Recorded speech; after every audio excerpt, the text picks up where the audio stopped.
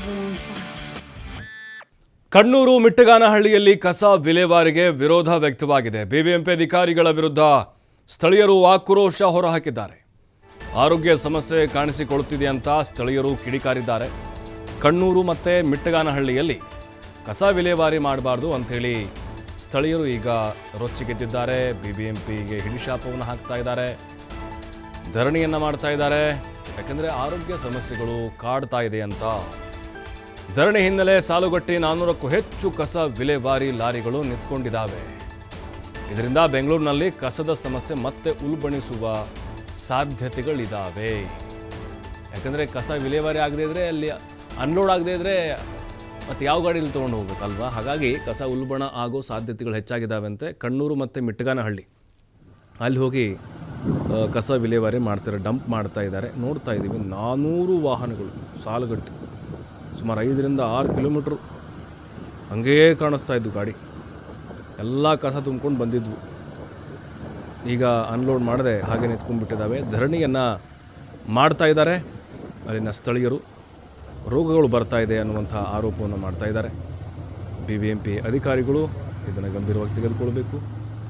ಯಾಕಂದರೆ ಕೆಲವೊಂದಿಷ್ಟು ನಿಯಮಗಳಿದ್ದಾವೆ. ಕಸ ವಿಲೇವಾರಿ ಮಾಡಬೇಕು ಅಂತ ಹೇಳಿದ್ರೆ ಇಷ್ಟು ಕಿಲೋಮೀಟ್ರ್ ವ್ಯಾಪ್ತಿ ಇರಬೇಕು, ಜನನಿಬಿಡ ಪ್ರದೇಶ ಇದೆಯಾ ಇಲ್ವಾ, ಅಲ್ಲಿ ಜನರಿಗೆ ಏನು ತೊಂದರೆ ಆಗ್ತಾ ಇದೆ ಅದೆಲ್ಲವನ್ನು ಕೂಡ ಕೂಲಂಕುಷವಾಗಿ ಪರಿಶೀಲನೆ ಮಾಡಬೇಕು. ಆದರೆ ಇಲ್ಲಿ ಆ ನಿಯಮಗಳು ಪಾಲನೆ ಆಗಿದೆಯಾ ಇಲ್ವಾ. ಅಧಿಕಾರಿಗಳು ಕೂಡ ಸ್ಥಳಕ್ಕೆ ಭೇಟಿಯನ್ನು ಕೊಟ್ಟಿದ್ದಾರೆ. ಸದ್ಯಕ್ಕೆ ಸ್ಥಳೀಯರು ಕೂಡ ಇದಕ್ಕೆ ವಿರೋಧವನ್ನು ಮಾಡ್ತಾ ಇದ್ದಾರೆ, ಧರಣಿಯನ್ನು ಕೂಡ ಮಾಡ್ತಾ ಇದ್ದಾರೆ. ಕಣ್ಣೂರು ಮತ್ತು ಮಿಟ್ಟಗಾನಹಳ್ಳಿಯಲ್ಲಿ ದೊಡ್ಡ ಪ್ರಮಾಣದಲ್ಲಿ ಕಸದ ವಿಲೇವಾರಿ ಆಗ್ತಾ ಇದೆ. ಯಾಕಂದರೆ ನಾರ್ಮಲಾಗಿ ಒಂದು ಸಣ್ಣ ಸಣ್ಣ ಜಿಲ್ಲೆಯದ್ದೇ ನಾವು ಕಸ ವಿಲೇವಾರಿ ನೋಡ್ತಾ ಇರ್ತೀವಿ, ರಾಶಿ ಬಿದ್ದಿರುತ್ತೆ. ಇನ್ನು ಬೆಂಗಳೂರು ಕಸ ತೆಗೆದುಕೊಂಡು ಹೋಗಿ ಅಲ್ಲಿ ಹಾಕ್ತಾರೆ ಅಂತ ಹೇಳಿದ್ರೆ ಒಂದು ದಿನಕ್ಕೆ ಒಂದು ಬೆಟ್ಟದಷ್ಟು ಕಸ ಬರುತ್ತೆ ಬೆಂಗಳೂರಿನಲ್ಲಿ. ಹಾಗಾಗಿ ಅವ್ರದ್ದು ಒತ್ತಾಯ, ನಮಗೆ ಉಸಿರಾಟದ ಸಮಸ್ಯೆ ಆಗ್ತಾ ಇದೆ, ಅಸ್ತಮಾ ಬರ್ತಾ ಇದೆ, ಸಣ್ಣ ಸಣ್ಣ ಮಕ್ಕಳಿಗೆ ರೋಗ ರುಜಿನಗಳು ಬರ್ತಾ ಇದ್ದಾವೆ. ಹಾಗಾಗಿ ಕಸ ವಿಲೇವಾರಿ ಬೇರೆ ಕಡೆಗೆ ಶಿಫ್ಟ್ ಮಾಡಿ ಅಂಥೇಳಿ ಅಲ್ಲಿನ ಸ್ಥಳೀಯರು ಒತ್ತಾಯವನ್ನು ಮಾಡ್ತಾ ಇದ್ದಾರೆ. ಬಿಬಿಎಂಪಿಗೆ ಅಧಿಕಾರಿಗಳಿಗೆ ಹಿಡಿಶಾಪವನ್ನು ಹಾಕ್ತಾ ಇದ್ದಾರೆ. ಇನ್ನು ಅಲ್ಲಿದ್ದಂತಹ ಚಾಲಕರೇನಿದ್ದಾರೆ ಅವ್ರಿಗೂ ಕೂಡ ಈಗ ಒಂದು ರೀತಿ ಪರಿಸ್ಥಿತಿ ಅಲ್ಲೇ ಕಾದುಕೊಂಡು ಕೂತಿದ್ದಾರೆ. ಅವರು ವಾಹನಗಳನ್ನ ಮುಂದೆ ಹೋಗೋಕ್ಕೆ ಅಲ್ಲಿನ ನಿವಾಸಿಗಳು ಬಿಡ್ತಾ ಇಲ್ಲ. ಬಹಳ ವರ್ಷಗಳಿಂದ ಹೀಗೆ ಮಾಡ್ಕೊಂಡು ಬರ್ತಾನೆ ಇದ್ದಾರೆ. ಅವರು ಮನವಿ ಕೊಡ್ತಾ ಇದ್ದಾರೆ. ಈ ಹಿಂದೆನೂ ಕೂಡ ಪ್ರತಿಭಟನೆ ಮಾಡಿದರು. ಈಗ ಕಸ ವಿಲೇವಾರಿ ವಾಹನಗಳನ್ನು ತಡೆದು ಬಿಬಿಎಂಪಿ ವಿರುದ್ಧ ಘೋಷಣೆಗಳನ್ನು ಕೂಗಿ ತಮ್ಮ ಆಕ್ರೋಶವನ್ನು ಹೊರಹಾಕಿದ್ದಾರೆ. ಕಸ ವಿಲೇವಾರಿ ಮಾಡಿ ಬೇಡ ಅಂತ ಹೇಳ್ತಾ ಇಲ್ಲ, ಆದರೆ ನಮ್ಮ ಗ್ರಾಮವನ್ನು ಬಿಟ್ಟು ಬೇರೆ ಕಡೆ ನಿರ್ಜನ ಪ್ರದೇಶ ಎಲ್ಲಿರುತ್ತೋ, ಅಂದರೆ ಇಂತಿಷ್ಟು ಕಿಲೋಮೀಟ್ರ್ ವ್ಯಾಪ್ತಿ ನಮಗಿದು ಭಾಳ ಹತ್ತಿರ ಆಗುತ್ತೆ, ನೀವು ಯಾವುದೇ ರೀತಿಯಾದಂಥ ಕ್ರಮಗಳನ್ನು ತೆಗೆದುಕೊಂಡಿಲ್ಲ, ಅಥವಾ ಒಂದು ದೊಡ್ಡ ಕಾಂಪೌಂಡ್ ಆದರೂ ಕಟ್ಟಿಸ್ಬೇಕಾಗಿತ್ತು. ನಮ್ಮ ಗ್ರಾಮದ ಕಡೆ ಅಲ್ಲಿ ಕಸವನ್ನು ಸುಡ್ತಾರೆ ಮತ್ತು ತ್ಯಾಜ್ಯ ಇರುತ್ತೆ, ವಾಸನೆ ಹೋಗ್ತಾ ಇರುತ್ತೆ, ಕೆಟ್ಟ ವಾಸನೆ ಬರ್ತಾ ಇರುತ್ತೆ. ಜೊತೆಗೆ ಅಲ್ಲಿ ಸೊಳ್ಳೆಗಳು, ನೊಣಗಳು, ಈ ರೀತಿಯಾಗಿ ವೈರಸ್ಗಳ ಹಾವಳಿ ಕೂಡ ಶುರುವಾಗ್ತಿರುತ್ತೆ, ಬ್ಯಾಕ್ಟೀರಿಯಾಗಳು ಅವ್ರು ಕಾಡ್ತಾ ಇದೆ ಸಮಸ್ಯೆಗಳು. ಹಾಗಾಗಿನೇ ಬಿಬಿಎಂಪಿಗೆ ಹಲವು ಬಾರಿ ಮನವಿಯನ್ನು ಮಾಡಿದ್ದಾರೆ. ಇನ್ನೂ ಕೂಡ ಅಧಿಕಾರಿಗಳು ಸ್ಪಂದಿಸಿಲ್ಲ. ಅಲ್ಲಿ ಇರುವಂಥ 2 ಗ್ರಾಮಗಳು ಕಣ್ಣೂರು ಮತ್ತು ಮಿಟ್ಟಗಾನಹಳ್ಳಿ, ಅಲ್ಲಿ ಈಗ ನಿರಂತರವಾಗಿ ಕಸವನ್ನು ಸುರಿತಾ ಇರೋದ್ರಿಂದಾಗಿ ಸಾಕಷ್ಟು ರೋಗಗಳು ಇಡೀ ಗ್ರಾಮಕ್ಕೆ ವಿಸ್ತರಿಸ್ತಾ ಇದ್ದಾವೆ. ಮತ್ತಷ್ಟು ಮಾಹಿತಿ ಗಣೇಶ್ ನೀಡ್ತಾರೆ. ಗಣೇಶ್, ಈಗ ಕಣ್ಣೂರು ಮಿಟ್ಟಗಾನಹಳ್ಳಿ ಗ್ರಾಮಸ್ಥರು ವಿರೋಧ ವ್ಯಕ್ತಪಡಿಸ್ತಾ ಇದ್ದಾರೆ ಕಸ ವಿಲೇವಾರಿಗೆ. ಯಾವ ರೀತಿ ಅವ್ರಿಗೆ ಸಮಸ್ಯೆ ಆಗ್ತಾ ಇದೆ, ಇದಕ್ಕೆ ಮುಕ್ತಿ ಬಿಬಿಎಂಪಿ ಕೊಡುತ್ತಾ ಇಲ್ವಾ, ಹಾಗೆ ಸಮಸ್ಯೆ ಉಲ್ಬಣ ಆಗ್ತಾ ಹೋಗುತ್ತಾ ಹೇಗೆ? ಮುಖ್ಯವಾಗಿ ಮಂಗಳವಾರದಿಂದ ಮಲ್ಲಿ ಮಿಟ್ಟಗಾನಹಳ್ಳಿ ಹಾಗೇನೆ ಕಣ್ಣೂರಿನ ಗ್ರಾಮಸ್ಥರು ಪ್ರತಿಭಟನೆ ಮಾಡ್ತಿದ್ದಾರೆ. ಸುಮಾರು 400ಕ್ಕೂ ಹೆಚ್ಚು ಲಾರಿಗಳನ್ನ ತಡೆ ಹಿಡಿದು ಧರಣಿಯನ್ನ ಮಾಡ್ತಾರಂಥದ್ದು.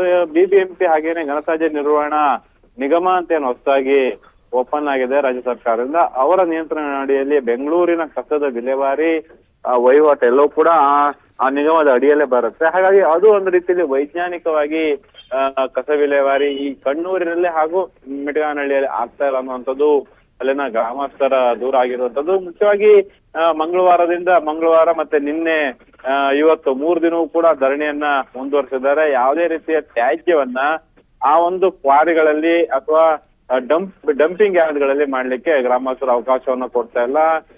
ಅದರಿಂದ ಅಂತಂದ್ರೆ ಈಗಾಗಲೇ ಕಣ್ಣೂರಿನಲ್ಲಿ ಕ್ವಾರಿ ಭರ್ತಿ ಆಗಿದೆ, ಸಾಕಷ್ಟು ಟನ್ಗಳಷ್ಟು ಕಸಗಳು ಈಗಾಗಲೇ ಡಂಪ್ ಆಗಿರುವಂತದ್ದು. ಅದರಿಂದ ಊರಿನ ಗ್ರಾಮಸ್ಥರಿಗೆ ಸಾಕಷ್ಟು ದುರ್ವಾಸನೆ ಬರ್ತಾ ಇದೆ.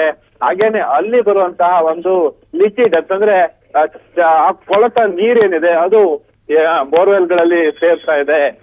ಈ ಬಗ್ಗೆ ನಾವು ಮೊದಲಿಂದಲೂ ಕೂಡ ವಿರೋಧವನ್ನು ವ್ಯಕ್ತಪಡಿಸ್ತಾ ಇದ್ವಿ.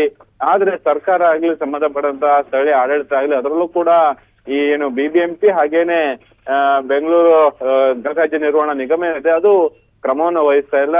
ಬೇಕಾಬಿಟ್ಟಿಯಾಗಿ ಕಸವನ್ನ ಡಂಪ್ ಮಾಡುವಂತ ಪ್ರಕ್ರಿಯೆ ಆಗ್ತಾ ಇದೆ. ಹಾಗಾಗಿ ನಾವು ಅದಕ್ಕೆ ಸಂಪೂರ್ಣವಾದಂತಹ ವಿರೋಧವನ್ನು ವ್ಯಕ್ತಪಡಿಸ್ತಿರುವಂತ ಮಾತುಗಳನ್ನ ಅಲ್ಲಿನ ಗ್ರಾಮಸ್ಥರು ಆಡ್ತಿರೋದು. ಈಗಾಗಲೇ ಅಲ್ಲಿನ ಗ್ರಾಮ ಪಂಚಾಯತ್ ಅಧ್ಯಕ್ಷರು ಕೂಡ ರಾಜ್ಯ ಸರ್ಕಾರದ ಚೀಫ್ ಸೆಕ್ರೆಟರಿ ಅವರಿಗೆ ಪತ್ರವನ್ನ ಬರೆದಿದ್ದಾರೆ.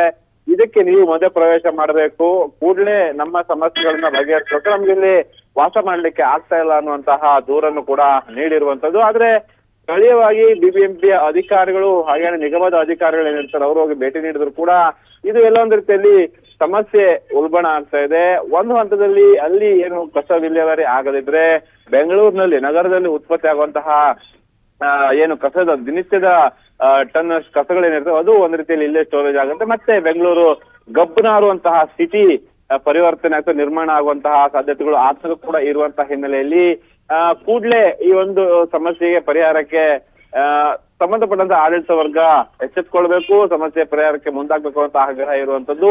ಆದ್ರೆ ಇವತ್ತಿನ ಪರಿಸ್ಥಿತಿ ನೋಡಿದ್ರೆ ಅದು ಯಾವ್ದು ಕೂಡ ಬಗೆಹರುವಂತ ಸ್ಥಿತಿ ಕಾಣ್ತಾ ಇಲ್ಲ. ಧರಣಿ ಮುಂದುವರೆದಿರುವಂತದ್ದು ಗ್ರಾಮಸ್ಥರನ್ನ ಮನವೊಲಿಸುವಂತದ್ದು, ವಿಶ್ವಾಸ ಪ್ರಕ್ರಿಯೆ ಅಧಿಕಾರಿಗಳಿಂದ ಕೂಡ ಆಗ್ತಾ ಇಲ್ಲ. ಹಾಗಾಗಿ ನಾಳೆ ಅಥವಾ ನಾಡಿದ್ದು ಇದೇ ರೀತಿಯ ಸಮಸ್ಯೆ ಮುಂದುವರೆದ್ರೆ 400, 500, 600 ಲಾರಿಗಳಲ್ಲಿ ಡಂಪ್ ಆಗದೆ ನಿಂತಿದ್ರೆ ನಗರದಲ್ಲಿ ಕಸ ಸಮಸ್ಯೆ ಉಲ್ಬಣ ಆಗುವಂತದ್ದು ಬಹುತೇಕ ಖಚಿತ ಅಂತ ಹೇಳ್ಬೋದು.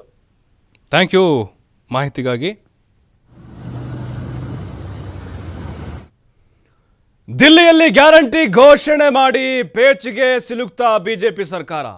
ಭರವಸೆಯಂತೆ ಗ್ಯಾರಂಟಿ ಘೋಷಣೆ ಕೊಟ್ಟಿಲ್ಲ ಬಿಜೆಪಿ. ಹೀಗಾಗಿ ಆಮ್ ಆದ್ಮಿ ಈಗ ಸಿಡಿದೆದ್ದಿದೆ.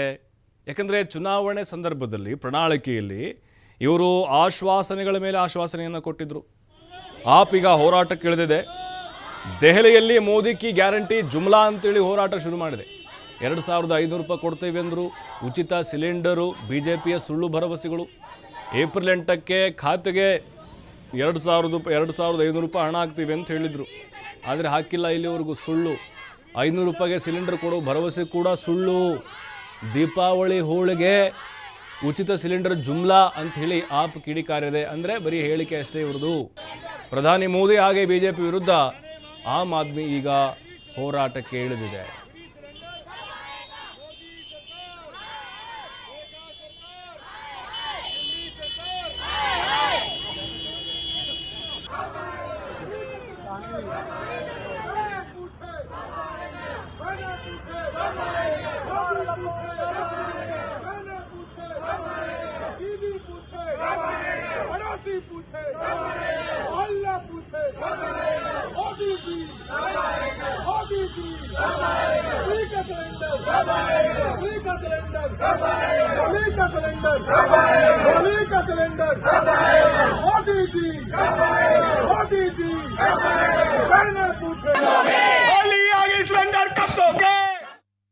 मोदी जी ने चुनाव से पहले बहुत सारे वादे करे थे। उनमें से 2 मुख्य वादे थे कि वो महिलाओं को 2500 रुपए उनके खाते में डलवाएंगे। 8 मार्च को उनके खाते में पैसे आने शुरू भी हो जाएंगे। 8 मार्च निकल गई ना, आज तक कोई रजिस्ट्रेशन चालू हुआ, पैसे आने तो बहुत दूर की बात है। अब एक और दूसरा जुमला था, कहा था होली और दिवाली को सभी को मुफ्त सिलेंडर मिलेंगे। अब देश की महिलाएं, दिल्ली की महिलाएं ये वेट कर रही हैं कि भाई मुफ्त सिलेंडर आ जाए। सिलेंडर खाली पड़ा है घर के अंदर, अब त्योहार कैसे मनाया जाए? क्योंकि लोगों ने तो उम्मीद कर ली थी कि भाई जब मोदी जी कह रहे हैं तो इस बार उन्होंने कहा था जुमला नहीं है, सच हो जाएगा, लेकिन सच तो नहीं हुआ। तो अब भाजपा जल्दी से बताए दिल्ली को कि भाई जब ये वादे करे तो कहा था 8 मार्च को हो ही जाएगा, ये मोदी की गारंटी है, तो गारंटी कहाँ गई? तो दिल्ली की हमारी माताएं बहनें वेट कर रही। भारतीय जनता पार्टी ने प्रधानमंत्री नरेंद्र मोदी जी ने दिल्ली के लोगों को कई वादे किए, दिल्ली की महिलाओं को कई वादे किए चुनाव से पहले। 2508 मार्च को देने का वादा तो झूठा साबित हो गया, धोखा साबित हो गया, जुमला साबित हो गया। अब मोदी जी का जो दूसरा वादा था कि होली और दिवाली पर दिल्ली की हर महिला को 1 सिलेंडर फ्री मिलेगा, अब उसके पूरे होने का इंतजार हो रहा है। अभी होली में 2 दिन बचते हैं। दिल्ली की महिलाएं इंतजार कर रही हैं कि क्या उनको फ्री सिलेंडर मिलेगा या फ्री सिलेंडर का वादा भी 2500 की तरह जुमला साबित होगा। भारतीय